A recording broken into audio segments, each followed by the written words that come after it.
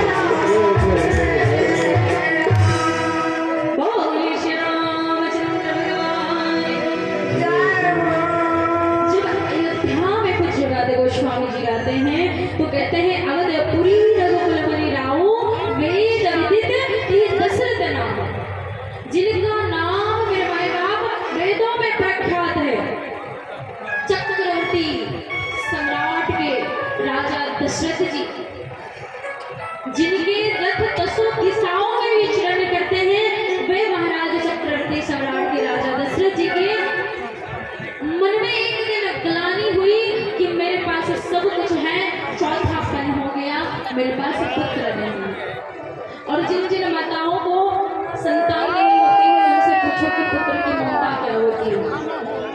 राजा के पास सब कुछ था लेकिन पुत्र नहीं था, तो इसलिए ग्लानि हुआ और तुरंत वो महर्षि वशिष्ठ के यहाँ, गुरुदेव के यहाँ गए।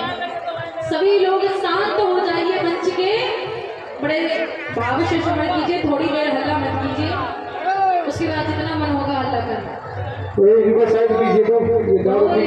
तवस्सल भगवान की जय हो, आज की आनंद की जय हो। छोड़ दीजिए उनको, जो मन है करने दीजिए, नाचने दीजिए। हम सभी लोग जानते हैं जब वो वशिष्ठ ऋषि के यहाँ गए, राजा दशरथ जी के कुल गुरु कौन है? अरे कोई तो बताओ, कुछ लोग तो जानते होंगे ना। राजा दशरथ जी के कुल गुरु कौन है? वशिष्ठ महाराज हैं। ऋषि वशिष्ठ जी कहते हैं जब कोई शिष्य को या किसी को कोई दुख आए तो पूज्य गुरुदेव जी के पास जाना चाहिए। जो महात्मा के पास चला गया तो महात्मा परमात्मा से तुरंत मिलवा देगा, सच्ची निष्ठा अगर हो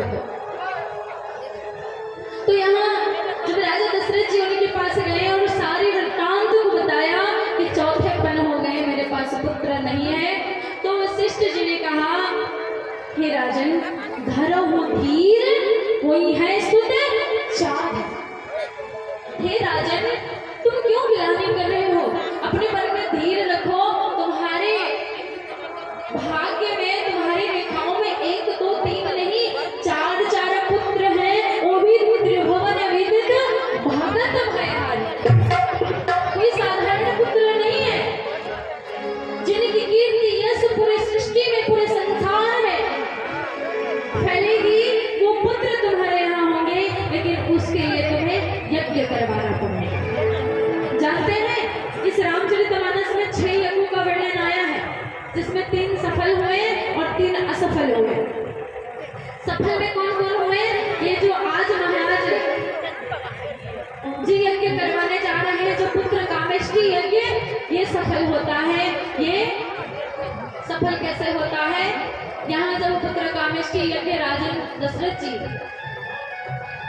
श्रृंगी ऋषि द्वारा करवाते हैं। श्रृंगी ऋषि कौन है? राजा दशरथ जी के दमादी। राम जी की एक बहन है, बहन का नाम क्या है? शांता। शांता देवी है राम जी की बहन के। उनके पति से श्रृंगी ऋषि, उनके द्वारा पुत्र कामेष्टि यज्ञ हुआ था। ये यज्ञ सफल होता है। और दूसरा यज्ञ विश्वामित्र जी का सफल होता है। तीसरा यज्ञ धनुष यज्ञ सफल होता है। और असफल में कौन कौन से असफल होते हैं? एक दक्ष का असफल होता है, जब सती जी अपने प्राण को त्याग देती है। दूसरा मेघनाद का असफल होता है। और तीसरा रावण का असफल होता है। असफल किस लिए होते हैं? क्योंकि वो धर्म के प्रतीक नहीं थे, धार्मिक द्वारा नहीं किए गए हुए थे, तो अधर्म का कार्य कभी सफल नहीं होता है। ये शरीर ध्यान में रखना चाहिए। यद्यपि हम अधर्म करके, अत्याचार करके, मन में कोई स्वभाव रखे, किसी की निंदा करके, चाहे जितने बड़े यज्ञ करवा ले, कभी सफल नहीं। सफल केवल जो धर्म से जुड़े हैं, जो धार्मिक निष्ठा द्वारा, निस्वार्थ भाव द्वारा, प्रेम वात्सल्य ममत्व द्वारा किया गया हुआ कार्य ही सफल होता है। यहाँ पे ये यज्ञ जब करवाया गया, जब यज्ञ करवाए तो यज्ञ में महर्षि वशिष्ठ ने भक्ति सहित मुनि आहुति दी। जब भक्ति सहित उन्होंने आहुति दी, तब जाके अग्निदेव जी उत्पन्न हुए। क्या लेके? खीर लेके, जिसको पायस भी कहते हैं, चरू भी कहते हैं। और वो खीर वशिष्ठ को दिया और कहा, राजन को दे दो, इसे सभी रानियों को खिला देंगी। जब राजन को दिया,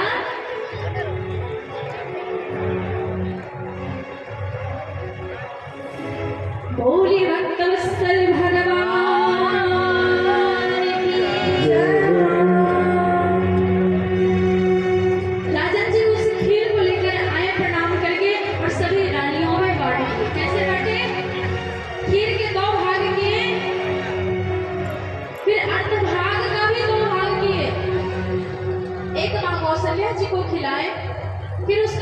भाग करके कि कई मैया को खिलाएं, फिर जो अर्ध भाग था उसका 2 भाग करके दोनों माताओं ने प्रेम सहित सुमित्रा माता को खिलाया।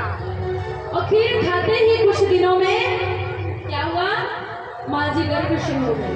जैसे ही प्रभु जी उनके गर्भ में प्रभु जी यहाँ पर आए विराजमान हुए, वैसे ही क्या हुआ, वहां भी वातावरण, ये महीना भी चैत्र का हमारे प्रभु जी के जन्म दिन का है। इसी चैत्र महीने में राघव लाल का जन्म हुआ था। इसी राघव लाल के जन्म दिन से ही नूतन वर्ष कहा जाता है, वर्ष का शुरुआत होता है, नए वर्ष की शुरुआत होती है।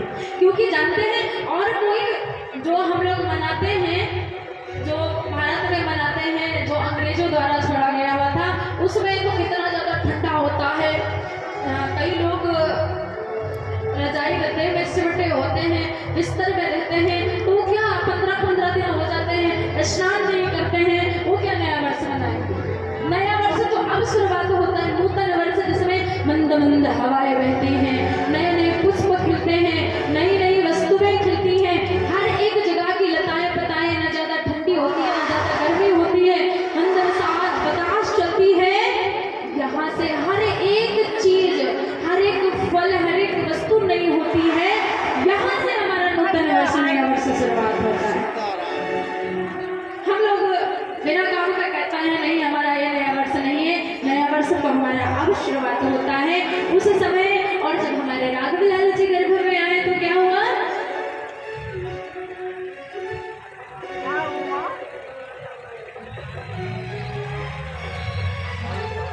भगवान की जैसे ही हमारे प्रभु जी माताएं के गर्भ में आते हैं, वैसे ही अनेक अनेक जगह से, सभी देशों से संत ऋषि जी आते हैं।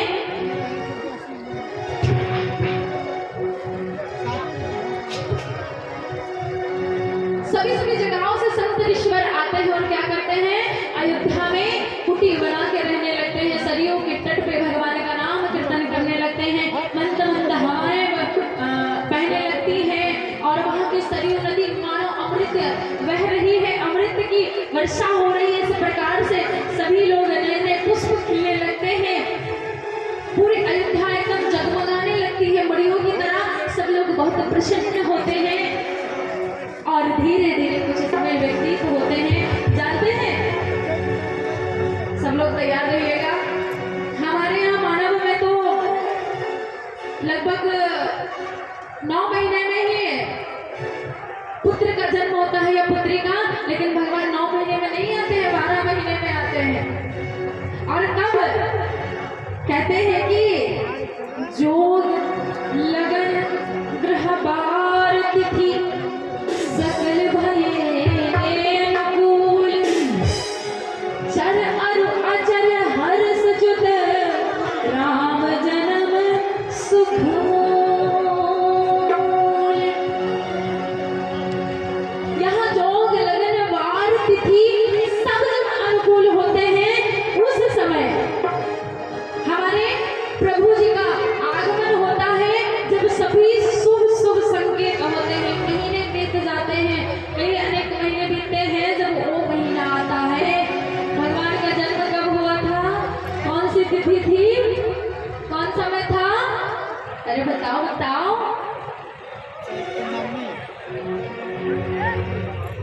नवमी तिथि मधु मास पूर्णिमा।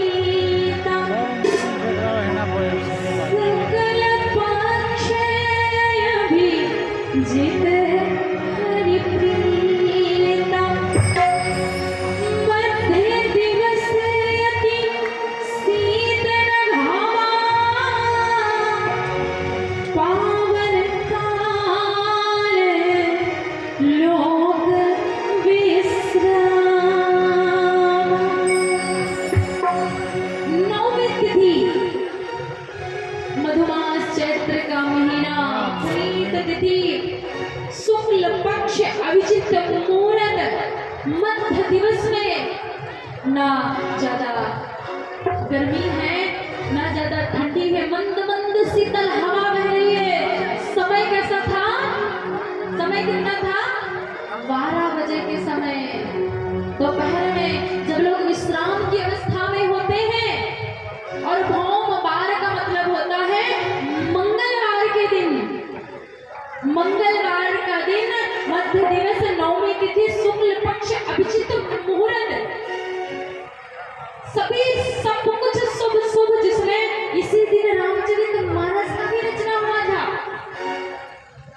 कहते हैं इसीलिए कि रामचरितमानस स्वयं भगवान का स्वरूप है।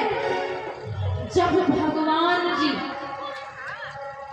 ये तिथि में दोपहर के समय में जब उनकी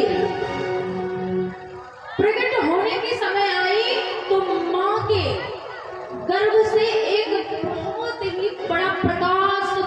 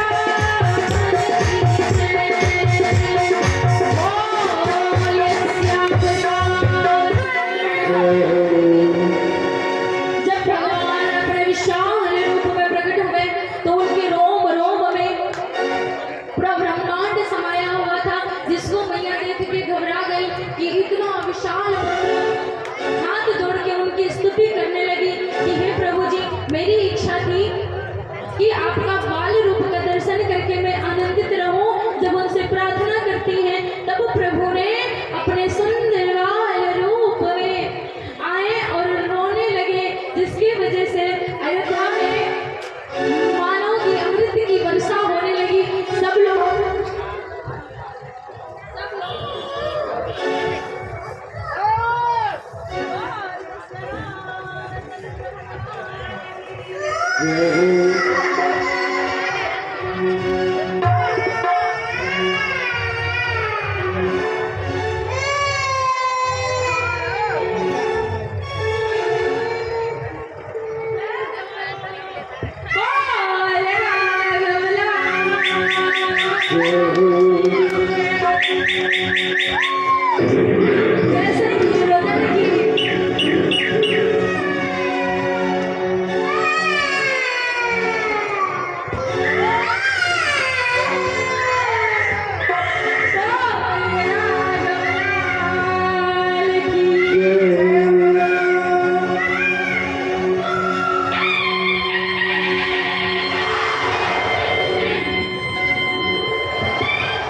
लोग यहाँ पे भगवान का जन्म हुआ है, सब लोग खड़े होकर थोड़ा नजदीक आ जाए।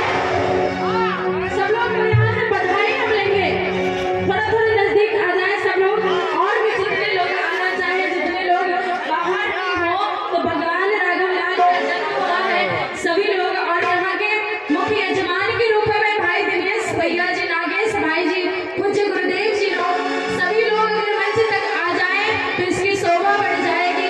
और साथ में हम आरती करेंगे। जैसे ही भगवान का जन्म होता है, दासी दौड़ के जाती है, राजा जी को बुलाती है, कहती है राजा जी, राजा जी, राजा जी।